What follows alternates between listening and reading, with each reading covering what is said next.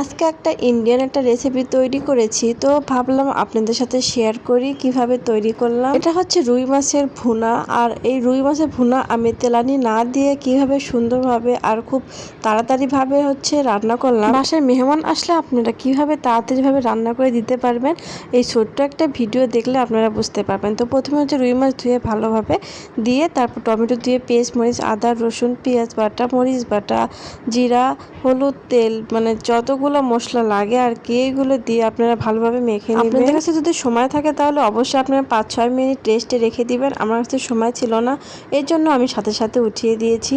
আর এটা রান্না করতে অবশ্যই একটু তেল বেশি করে দিবেন, তাহলে হচ্ছে খেতে অনেক ভালো লাগবে আর এই কালারটা অনেক সুন্দর আসে আর একদম ন্যাচারাল রান্না মনে হয়। রুই মাছের এই ভুনাটা যদি একবার বাসায় করে খান তাহলে অবশ্যই বুঝতে পারবেন যে আসলে এটা কতটা টেস্টি হয়।